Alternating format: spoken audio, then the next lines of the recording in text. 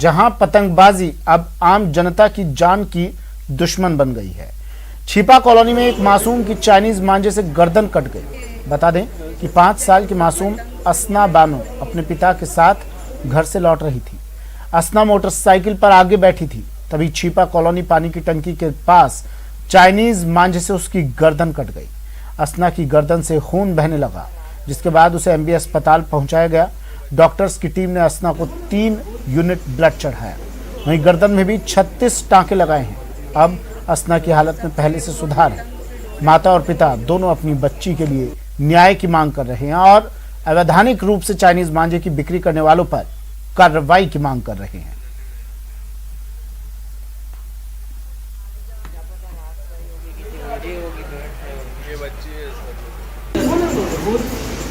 मेरी बच्चे के साथ में सर इंसाफ होना चाहिए।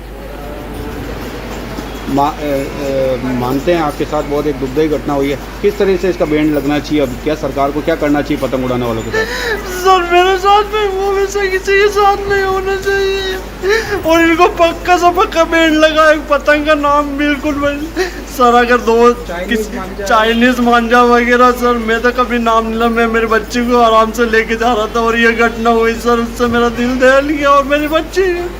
सरकार की ओर से चाइनीज मांझा पे रोक है और फिर भी अगर इसकी बिक्री हो रही है तो इसको हम जांच करवाएंगे और जहां पर भी इसकी बिक्री हो रही है उनके विरुद्ध कार्रवाई करेंगे।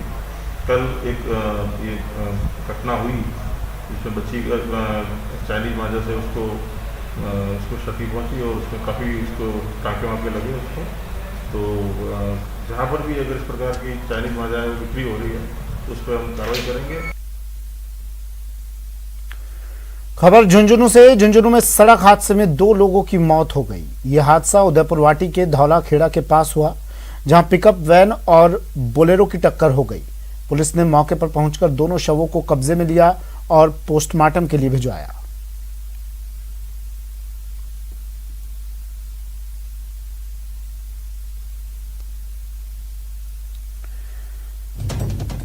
तस्वीरें हादसे में झुंझुनू की तस्वीरें हैं। सड़क हादसे में 2 लोगों की मौत। उदयपुर वाटी के धौला खेड़ा के पास यह हादसा हुआ। पिकअप वैन और बोलेरो की टक्कर। तस्वीरें देखकर अंदाजा आप लगा सकते हैं हादसे की भयावहता का। पुलिस ने मौके पर पहुंचकर दोनों शवों को कब्जे में लेकर पोस्टमार्टम के लिए भिजवा दिया है। 2 लोगों की मौत। सड़क हादसा झुंझुनू में उदयपुर वाटी के पास।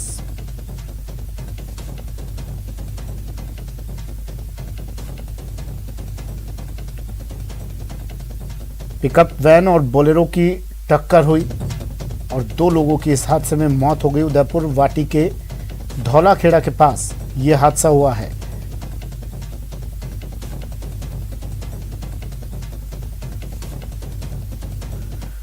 झालावाड़ के खेरखेड़ा गांव में सड़क पर दौड़ लगा रहे 4 युवकों को अज्ञात वाहन ने टक्कर मार दी।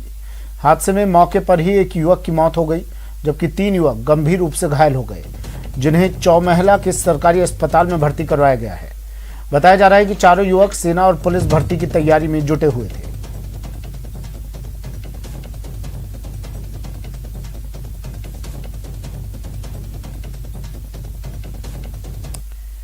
झालावाड़ द्वारा सूचना मिली कि किसी अज्ञात वाहन ने 4 लड़कों को एक्सीडेंट कर दिया है। ये जो लड़के थे रात्रि को ये दौड़ लगाने जा रहे थे, जो रायपुरिया के थे, जिनमें से 3 तो और 1 बावन देवरिया का था। एक लड़के की मौके पे ही मृत्यु हो गई और 3 को अभी अस्पताल में प्राथमिक उपचार कराया जा रहा है। इसके बाद में इनको रेफर की कार्रवाई की जाएगी। विदेश जाने वाले शेखावटी के कामगारों के लिए लंबी मांग के बाद आखिरकार गुरुवार को सीकर प्रशासन ने अलग से वैक्सीनेशन शिविर आयोजित किए। आज आयोजित शिविर में प्रशासन की व्यवस्थाओं की पोल खुल गई। इस शिविर में जबरदस्त भीड़ उमड़ी, जिससे सोशल डिस्टेंसिंग का नियम तो टूटा ही, चिलचिलाती धूप में लोगों को बाहर खड़ा होना पड़ा। गौरतलब है कि शेखावटी इलाके के करीब 1 लाख लोग खाड़ी देशों में काम करते हैं, जो वैक्सीन नहीं लगने की वजह से विदेश नहीं जा पा रहे थे। न्यूज 18 राजस्थान ने इनके वैक्सीनेशन का मुद्दा जोर शोर से उठाया था, जिसके बाद गुरुवार को प्रशासन ने विशेष शिविर आयोजित की।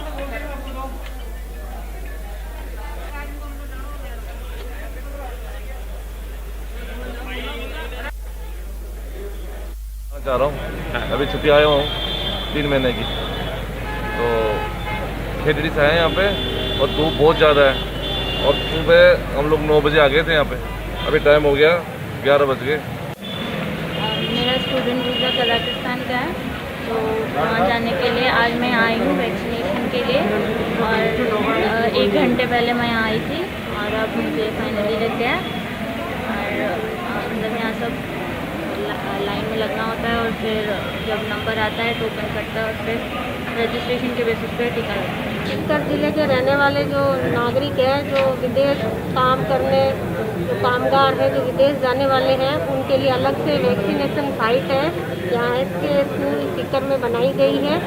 और जैसा कि आज प्रथम दिवस है तो नेचुरली यहाँ आज लोगों में उत्साह ज़्यादा है, लेकिन मेरा ये निवेदन है कि आप इस साइट पर आने से पहले ये ध्यान रखें कि आपके पास पासपोर्ट और वैलिड वीज़ा होना चाहिए। एक्सपायर्ड वीज़ा है वो नहीं चलेगा और ये साइट 18 से 44 साल वालों के लिए है।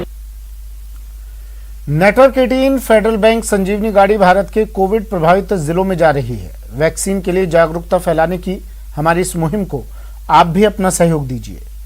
चलिए आपको दिखाते हैं संजीवनी गाड़ी अब तक कहां कहां गई और आज कहां है।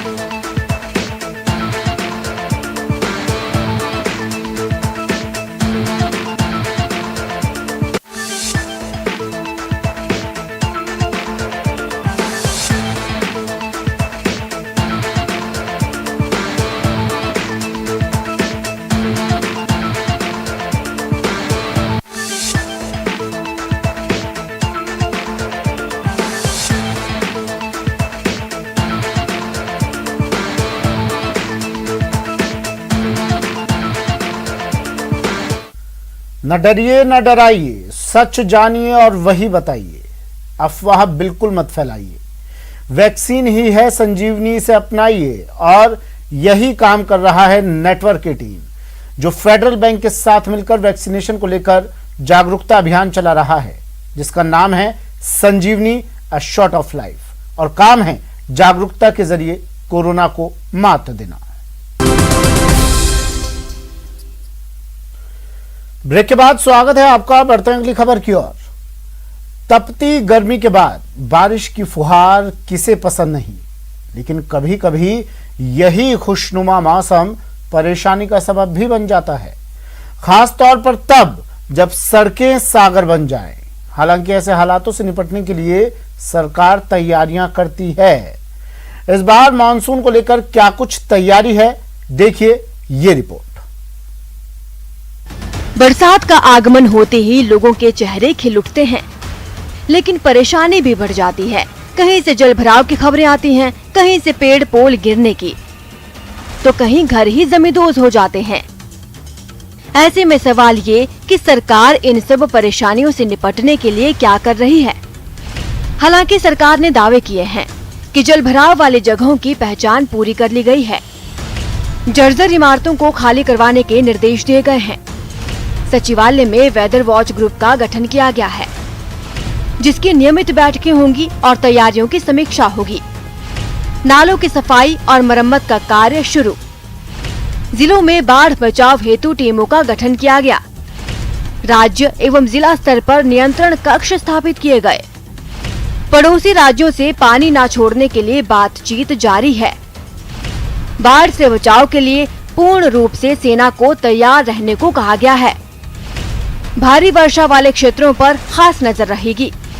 नियंत्रण कक्ष सक्रिय है, जिसका टोल फ्री नंबर 1017 है। बता दें कि पिछले साल जयपुर समेत कई जिलों में मूसलाधार बारिश के चलते बाढ़ की स्थिति का सामना करना पड़ा था।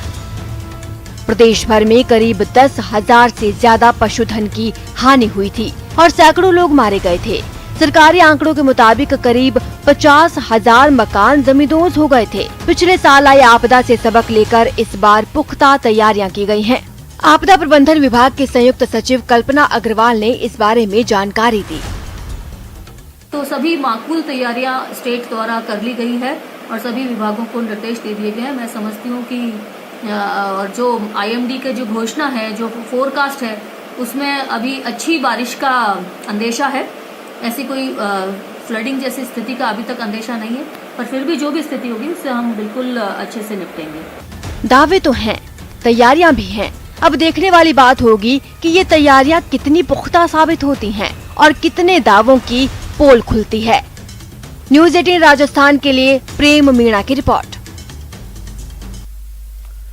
चलिए बुलेटिन में फिलहाल इतना ही, दीजिए इजाजत, नमस्कार।